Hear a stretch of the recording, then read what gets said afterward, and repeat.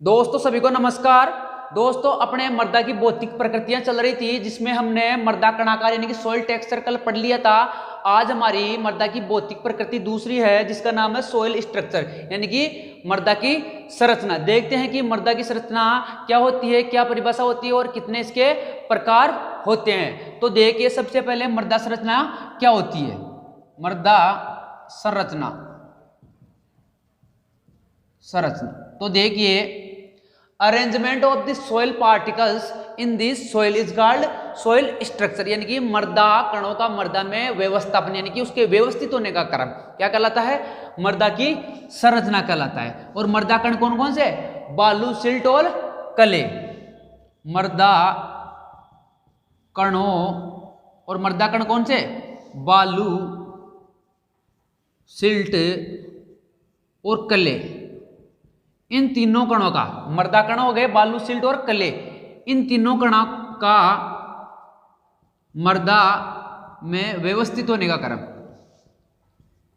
व्यवस्थित होने का क्रम क्या कहलाता है, मृदा की संरचना। दोबारा से सुनिए, मृदा में मृदा कण, बालू, सिल्ट और कले, इनका व्यवस्थित होने का क्रम क्या कहलाता है, मृदा की संरचना। अब आप देखो कि मतलब व्यवस्थित होने का क्रम कैसे, मतलब किस रूप में व्यवस्थित हो रही है मृदा, ये जो संरचना है या जो मृदा कण है, बालू, सिल्ट और कले, मृदा में किस रूप से, किस तरह से व्यवस्थित हो रहे हैं। ये प्लेट के रूप में हो रही है या प्रिज्मीय रूप में हो रही है या ब्लॉक रूप में हो रही है या गोल रूप में व्यवस्थित हो रही है, उसको ही मृदा की संरचना बोलते हैं। अब देखिए इनके प्रकार देखते हैं कौन कौन सी मृदा होती है जो व्यवस्थित होती है, मतलब किस रूप में व्यवस्थित होती है। तो देखिए एक तो प्लेट के रूप में हो सकती है यानी कि प्लेटी संरचना हो गई, यानी कि मृदा संरचना के हम प्रकार पढ़ रहे हैं जिनमें पहली है प्लेटी संरचना, दूसरी है प्रिज्मीय, तीसरी है ब्लॉकी और चौथी है स्फेरॉइडल यानी कि गोलाकार ये हो गई। ठीक है, अब इनकी डिटेल से स्टडी करते हैं। सबसे पहले देखते हैं प्लेटी संरचना, जो प्लेटों के रूप में पाई जाए, ऐसे प्लेटों के रूप में, ऐसे बड़ी बड़ी प्लेटों के रूप में पाई जाए, ऐसी संरचना क्या होती है, प्लेटी। अब देखिए प्लेटी भी दो प्रकार की होती है, एक तो होती है प्लेटी जो मैंने बता दी, एक होती है लेमिनार। अब लेमिनार में क्या होती है, प्लेटों के रूप में होती है, लेकिन ये जो प्लेटें होती है इनका आकार यानी कि इनकी मोटाई कम होती है। प्लेटी संरचना में इनकी मोटाई 2 से 10 mm तक होती है और इनकी 2 mm से कम यानी कि 10 mm तक हो सकती है इनकी मोटाई, यानी कुल मिलाकर मोटाई ज्यादा होती है प्लेटों की, इसमें लेमिनार में कम होती है। ये दोनों प्लेटी के ही प्रकार है। अब देखते हैं प्रिज्मीय, यह भी दो प्रकार की होती है, एक तो है प्रिज्मीय, एक है स्तंभाकार। अब प्रिज्मीय तो कैसे, यानी कि जो अक्ष है इसका ऊपर वाला टॉप वाला अक्ष या टॉप वाला भाग है वह फ्लैट यानी कि समतल हो तो वह प्रिज्मीय कहलाएगी, और अगर ये टॉप वाला भाग है यह गोल है तो वह कोल्यूमिनर या स्तंभाकार यानी कि कोल्यूमिनर वह, या फिर बोल दो स्तंभाकार बोल दो, यानी कि इसका गोल यानी ये गोल हो टॉप वाला भाग तो वह स्तंभाकार या कोल्यूमिनर संरचना कहलाएगी। अब बात करते हैं ब्लॉकी, तो यह ब्लॉक के समान, ऐसे चौकोर ब्लॉक के समान होती है, ये ज्यादा इंपॉर्टेंट नहीं है।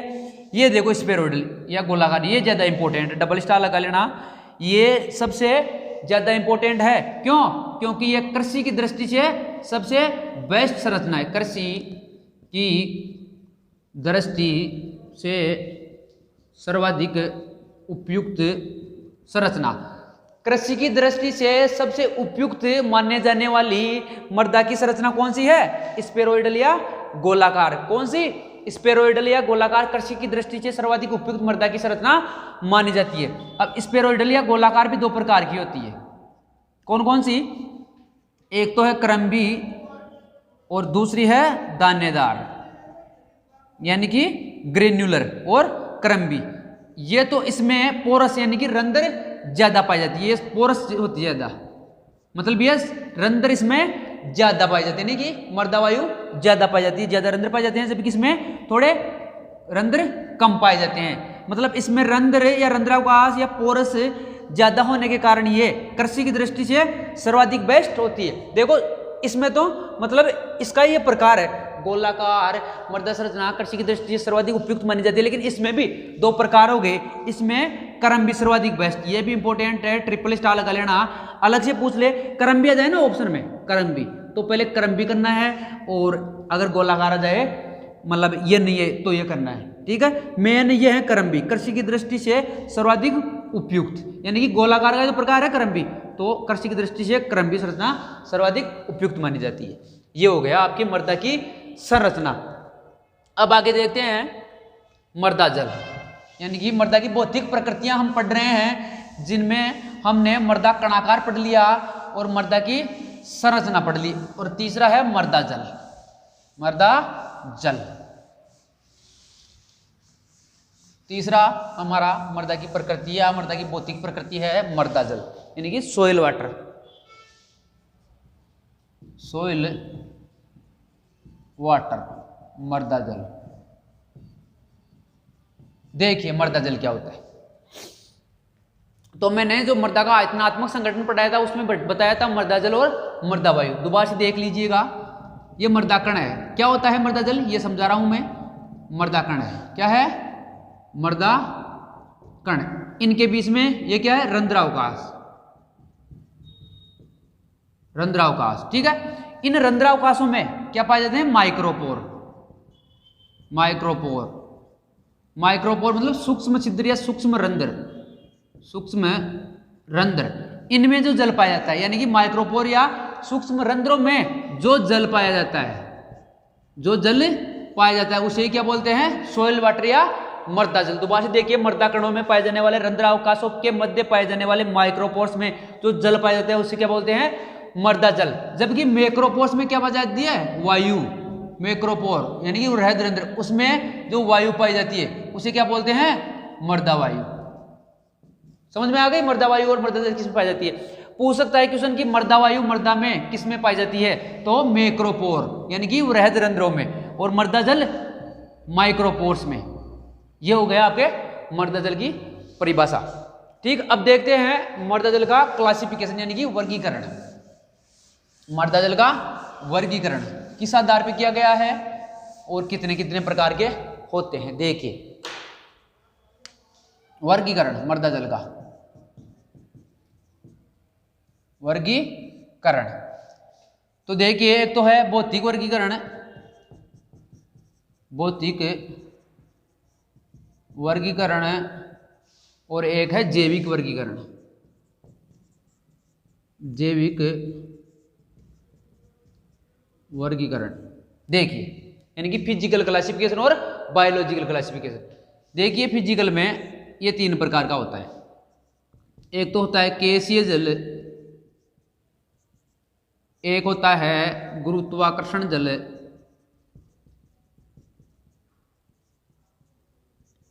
एक है आर्द्रताग्राही जल, आर्द्रताग्राही जल। देख जैविक में भी तीन प्रकार का है, कौन कौन सा, उपलब्ध, अनुपलब्ध और आवश्यकता से अधिक, यानी कि अवेलेबल वाटर, अवेलेबल वाटर यानी कि उपलब्ध जल, एक है अनअवेलेबल वाटर, अनअवेलेबल वाटर यानी कि अनुपलब्ध जल, और तीसरा है सुपरफ्लुअस वाटर, सुपरफ्लुअस वाटर यानी कि सुपर अवेलेबल या आवश्यकता से अधिक जल,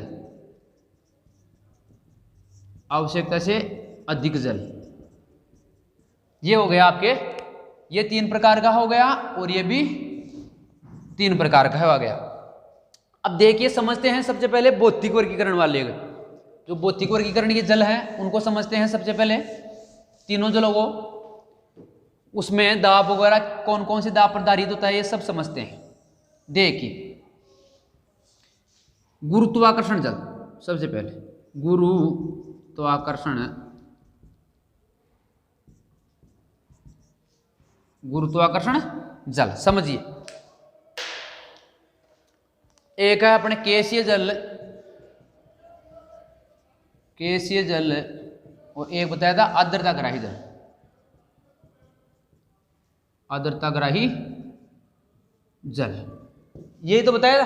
ठीक है, अब देखते हैं गुरुत्वाकर्षण जल किसे कहते हैं। तो गुरुत्वाकर्षण का मतलब पृथ्वी की तरफ खींचने वाला। तो ऐसा जल जो गुरुत्वाकर्षण क्षमता के कारण है पृथ्वी की नीचे की सतहों में चला जाता है और संतृप्त क्षेत्र बना लेता है और नीचे बैठ जाता है और पौधों को उपलब्ध नहीं रहता, पौधों को उपलब्ध नहीं होता और यह मुक्त रहता है, इस कारण इसको मुक्त जल भी कहते हैं। यानी कि गुरुत्वाकर्षण जल को मुक्त जल भी कहते हैं। क्यों? क्योंकि यह गुरुत्वाकर्षण के कारण निचली सतहों में चला जाता है और पौधों को उपलब्ध नहीं होता, पौधों को उपलब्ध नहीं होता। क्यों? क्योंकि ये नीचे चला जाता है, जिसके कारण इसको मुक्त जल भी कहते हैं। और ये 1/3 बार से कम दाब पर, यानी कि 0.33 भी बोल सकते हैं, 1/3 को 0.33 भी लिख सकते हैं। तो 1/3 बार से कम दाब पर यह है धारित होता है। याद रखना, गुरुत्वाकर्षण जल 1/3 बार से भी कम दाब पर धारित होता है। ठीक है, ये हो गया आपका गुरुत्वाकर्षण जल। दूसरी बात करते हैं अपने, इसका मामला हो गया। अब देखते हैं अपने केसीय जल की। तो अपने केसीय जल, अब देख सबसे पहले देखते हैं परिभाषा। तो मर्दाकणों के मध्य, ये मर्दाकण मानो, और मर्दाकणों के मध्य केशिकाएं पाई जाती है, केशिकाएं, ये मतलब केशिकाएं होती है। इन केशिकाओं में जो जल पाया जाता है, इन केशिकाओं में जो जल पाया जाता है उसे ही केसीय जल बोलते हैं। अब देखते हैं कि कितने दाब पर धारित होता है। तो ये होता है 1/3 से लेकर 31 बार, ये भी बार में है, ये जो दाब बता रहा हूं मैं बार में है, बार। ठीक है, 1/3 से लेकर 31 बार के मध्य धारित होता है। कौन सा जल? केसीय जल। ये इंपॉर्टेंट है, कृषि पर्यवेक्षक 2015 वाली वैकेंसी में पूछा था कि केसीय जल किस दाब के मध्य धारित होता है। तो 1/3 से 31 बार, ये तो 1/3 से कम, ये 1/3 से 31, और ये आर्द्रताग्राही रहेगा 31 बार से अधिक। आगे समझो, ये तो 1/3 से कम, ये 1/3 से 31, और आर्द्रताग्राही 31 से अधिक दाब पर धारित होता है। ये हो गया आपके केसीय जल। अब देखते हैं आगे वाला आर्द्रताग्राही जल। तो आर्द्रताग्राही जल है वह 31 बार से अधिक, 31 - 31 बार से अधिक, यानी कि 31 बार से अधिक दाब पर यह धारित होता है। क्वेश्चन बनता है कि ऐसा कौन सा जल है जो सर्वाधिक दाब पर या सबसे अधिक दाब पर मृदा में धारित होता है। तो आर्द्रताग्राही ऐसा जल सर्वाधिक दाब पर धारित होता है। कितने पे? 31 बार से अधिक दाब पर धारित होता है। ये हो गया आपके आर्द्रताग्राही जल। अब देखिए परिभाषा इसकी आर्द्रताग्राही। तो ये मर्दाकण है, क्या है? मर्दाकण। इसके ऊपर झिल्ली के रूप में, झिल्ली के रूप में पाया जाने वाला जल ही आर्द्रताग्राही जल कहलाता है। दोबारा समझिए, ये मर्दाकण है, इस मर्दाकण पर झिल्ली के रूप में, झिल्ली के रूप में मतलब झिल्ली पाई जाती है ऊपर, झिल्ली के रूप में जो जल पाया जाता है वो आर्द्रताग्राही जल कहलाता है, जो सर्वाधिक दाब 31 बार से अधिक दाब पर पाया जाता है। ये हो गया। और ये तो 1/3 से कम, ये 1/3 से 31, और ये 31 बार से अधिक दाब पर धारित होता है। ठीक है, ये हो गया आपका कौन सा? भौतिक वर्गीकरण। अब देखते हैं जैविक वर्गीकरण। तो अवेलेबल यानी कि उपलब्ध जल, ये है पौधों को, ये एक क्वेश्चन भूल गया, इन तीनों जलों में से, यानी कि ये तो पौधों को उपलब्ध नहीं होता, ये भी नहीं होता, और ये होता है। समझ रहे हो? यानी कि इन तीनों जलों में से केसीय जल ऐसा है जो पौधों को उपलब्ध होता है। इंपॉर्टेंट है, पूछ सकते हैं कि निम्न में से कौन सा जल है जो पौधों को सामान्यतया उपलब्ध होता है। तो कौन सा जल है? केसीय जल। इंपॉर्टेंट है, डबल स्टार लगा लेना कि ऐसा कौन सा जल है जो पौधों को सामान्यतः उपलब्ध होता है। कौन सा जल? केसीय जल।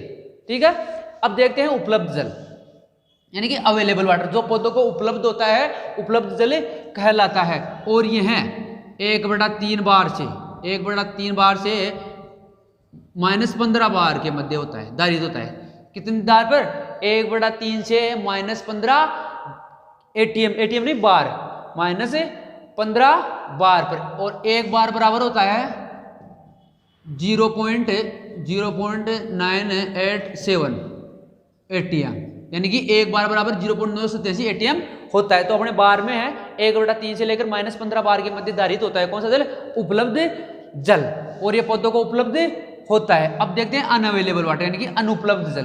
तो यह होता है परमानेंट विल्टिंग पॉइंट यानी कि स्थायी मुरझान बिंदु के ऊपर धारित होता है और पौधों को उपलब्ध नहीं होता। कितने पे? -15 बार पर या -15 बार से अधिक दाब पर धारित होता है, जिसके कारण पौधों को उपलब्ध नहीं होता। और सुपरफ्लुवस वाटर या सुपरफ्लुवस वाटर यानी कि आवश्यकता से अधिक, ये होता है 1/3 बार से कम, 1/3 बार से कम दाब पर धारित होता है। कुल मिलाकर बोल दूं, सुपरफ्लुवस यानी आवश्यकता से अधिक जल और गुरुत्वाकर्षण जल दोनों एक ही दाब पर धारित होते हैं। 1/3 से कम है गुरुत्वाकर्षण जल या मुक्त जल, और ये आवश्यकता से अधिक जल यानी कि इसको ड्रेनेज वाटर भी बोलते हैं, यानी कि इसको वही हो गया गुरुत्वाकर्षण जल और ये सुपरफ्लुवस वाटर एक ही बात है, दोनों 1/3 दाब से कम यानी कम प्रेशर पर मृदा में धारित होते हैं। अब देखिए आगे ये हो गया आपका। अब देखते हैं कि उपलब्ध किस किस दाब पर उपलब्ध होता है। ये मैंने दाब बताया है ना। अब दाब में कंफ्यूजन हो रहे होंगे कि गुरुत्वाकर्षण का 1/3 से कम, केशिया का 1/3 से 31 और आर्द्रता का रहेगा 31 से अधिक, और उपलब्ध का है 1/3 से 15, अनुपलब्ध का 15 बार, और सुपरफ्लुवस का या आवश्यकता से अधिक का भी 1/3 से कम। ये देखिए समझाता हूं। ये स्केल मान लो जैसे 1/3 यहाँ पे क्या आती है? फील्ड कैपेसिटी यानी कि क्षेत्र क्षमता, और आपको पता है कि क्षेत्र क्षमता पर पौधों को जल उपलब्ध होता है। और PWP यानी कि परमानेंट विल्टिंग पॉइंट पर नहीं उपलब्ध होता है। तो -15 बार, ये दाब है बार में है सारा, ठीक है, -15 बार, 15 बार हो गया। और ये 1/3 बार, और यहाँ पे मान लो जैसे कि 31 बार, और यहाँ पे मान लो 60 बार, आगे तक हो सकता है, ठीक है। अब देखते हैं 1/3 बार, 1/3 बार फील्ड कैपेसिटी PWP -15 और 31 पर आता है आर्द्रता ग्राही गुणांक, और 60 पर अल्टीमेट विल्टिंग पॉइंट आता है। तो छोड़ो उनको, अपनी डायरेक्ट देखो फील्ड कैपेसिटी पर अगर कोई मतलब जल होता है ना, धारित होता है ना फील्ड कैपेसिटी यानी 1/3 पर, यानी कि 0.33 भी लिख सकते हैं इसको। यहाँ पे अगर कोई जल उपलब्ध है या फिर जल धारित होता है इस दाब पर यानी कि फील्ड कैपेसिटी, तो वह उपलब्ध हो जाएगा। और यहीं पे नहीं, यहां से लेकर यहां तक यानी कि फील्ड कैपेसिटी से परमानेंट विल्टिंग पॉइंट के मध्य तो यहां उपलब्ध हो जाएगा, उपलब्ध हो जाएगा, ठीक है, समझ गए। लेकिन यहां से अधिक मतलब 15 से अधिक, इधर चल गए ना 15 से अधिक यहां पे, तो पौधों को उपलब्ध जल उपलब्ध नहीं होगा। और ये आगे 60 से आगे चले गए ना, तो पौधा डेथ हो जाएगा पौधे की, यानी कि पौधे की मृत्यु हो जाएगी। क्यों? क्योंकि यहाँ पे पौधों के उपलब्ध जल यानी कि इधर जाएंगे ना तो जल की कमी होती जाती है, इधर बढ़ेंगे तो जल की कमी, और इधर बढ़ेंगे ना तो जल अधिक हो जाता है, मतलब अधिक इधर बढ़ेंगे तो जल की अधिकता और इधर बढ़ेंगे तो कमी। तो अपने को उपलब्ध हो रहा है 1/3 से 15 बार, यानी कि क्षेत्र क्षमता से परमानेंट विल्टिंग पॉइंट के मध्य जल हमेशा उपलब्ध होता है, यही तो मैंने बताया। और 60 से अधिक या फिर 15 से इधर जाओगे ना 60 वाले की तरफ, तो पौधे में या मृदा में नमी की कमी होती जाती है और पौधे की मृत्यु हो जाती है। ये हो गया। अब 1/3 से भी इधर आएंगे ना तो पानी की अत्यावश्यकता नहीं, अधिक मात्रा और ज्यादा अधिक, यानी कि आवश्यकता से भी अधिक हो जाएगी मात्रा मृदा में आवश्यकता से अधिक हो गई तो भी वह काम का नहीं है। कुल मिलाकर बोल दूं 1/3 से इधर पौधों को उपलब्ध नहीं होगा और 15 से इधर पौधों को उपलब्ध नहीं होगा, तो कहां होगा? 1/3 से 15 के मध्य ही पौधों को जल उपलब्ध होगा। ये हो गया आपके दोस्तों आज का टॉपिक मृदा की संरचना और मृदा जल। तब तक दोस्तों नमस्कार, मिलते हैं अगले वीडियो के साथ, नए साथ और नए उमंग और नए जोश के साथ।